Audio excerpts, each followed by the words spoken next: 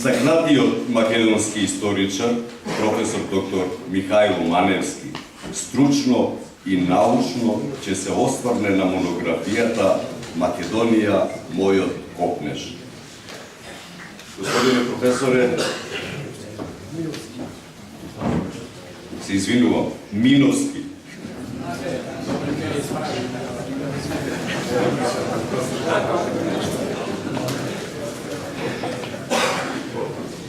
Ваше блаженство, господин Стефан, почитуван Християн Висоцки, председател на Върховна допълнение, почитувани дами и господа.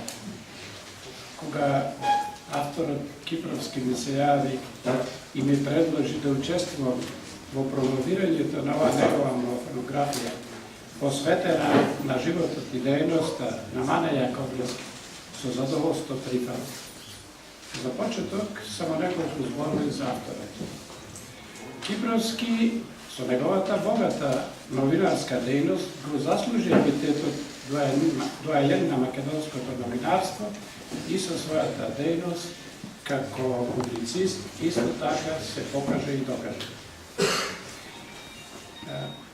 Монографијата, што ја представуваме, ја сметам за негово животно дело.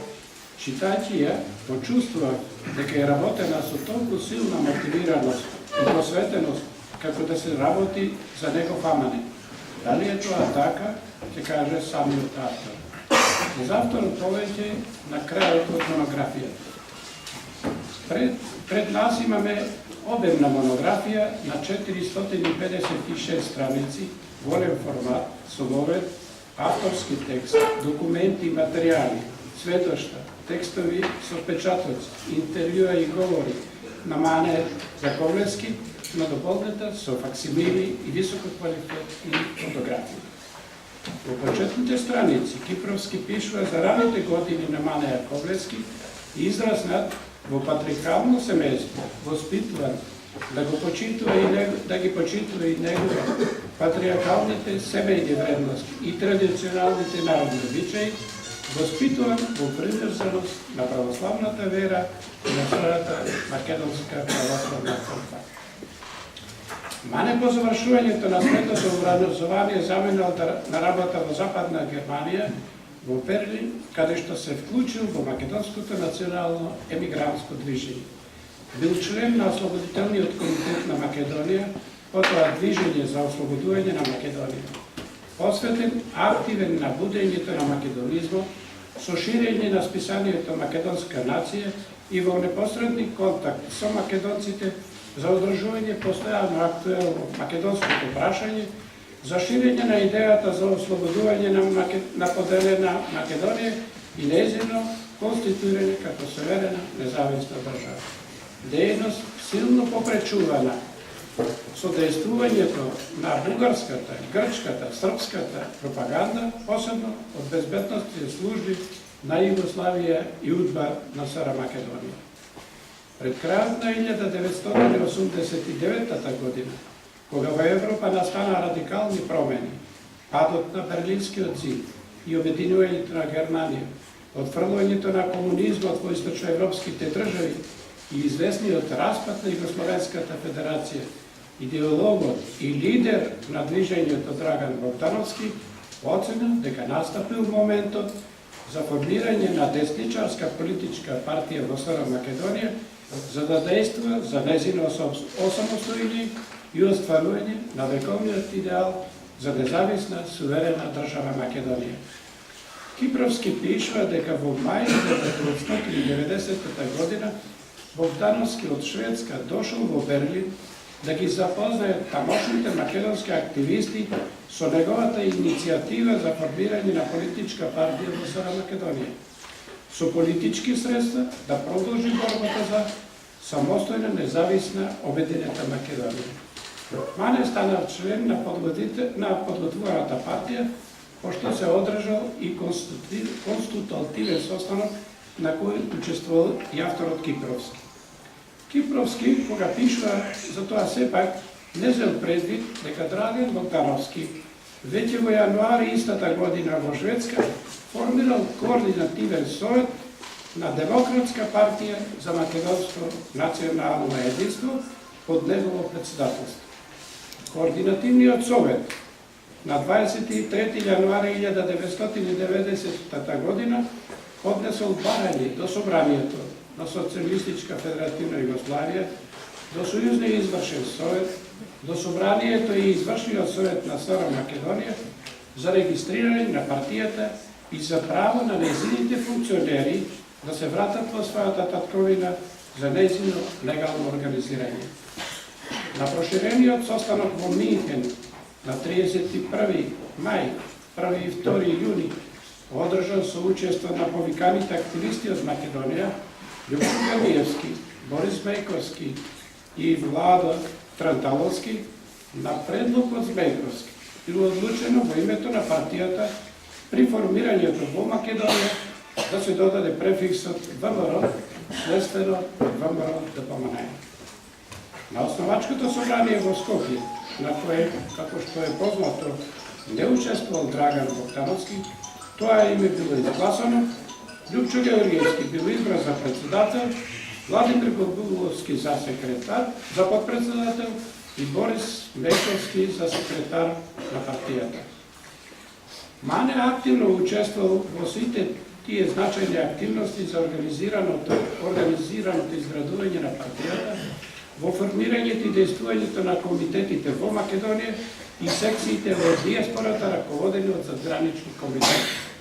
Во формирањето на задграничниот комитет за Европа, со седиште во Германија, Мане бил ополномоштен официјален представник на партијата за контакти со владини представници на државите членки на Европската заедница, со представници и други личности на политичките партии.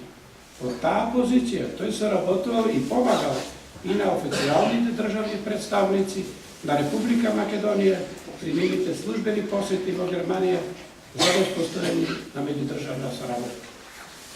Со координирани активности на задграничните комитети насекаде во Европа се одржале мирни масовни демонстрации и протести за одбрана на оспоруваното уставно име на Република Македонија, идентитетот на македонскиот народ.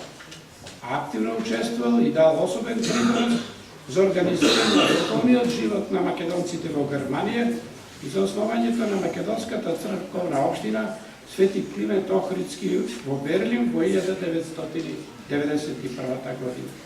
Бил председател на црковниот одбор, а по формирањето на Европската епархија на Македонската православна црква Охридска архиепископија бил и подпредседател на епархијата.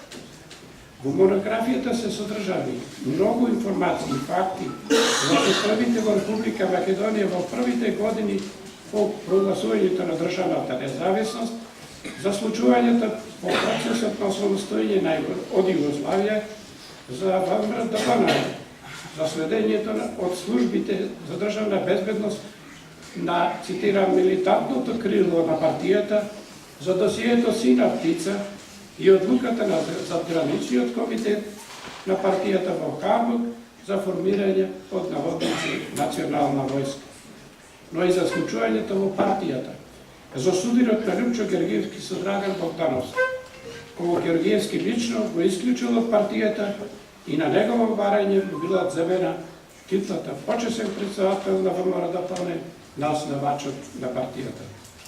Представувајќи ја таа ситуација во партијата, Манев потврдува дека уште тогаш, во 1993 година, Богдановски бил првиот од основачите на партијата која согледал од наводници заблудата за изборот на Георгиевски за председател на ВМРО ДПМН.